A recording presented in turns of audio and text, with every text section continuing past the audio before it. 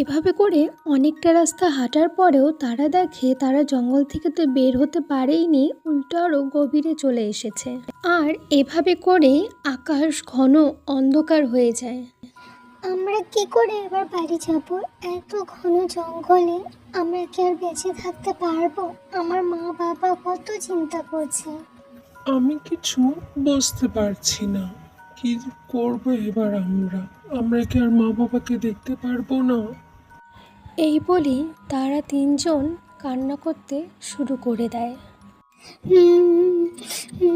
মা, বাবা, আমরা এবার কি করব? সেই সময় একটি পরী পাখিরূপে সেই দিক দিয়েই যাচ্ছিল, আর এইসব কান্না শুনে সে সেখানে আসে।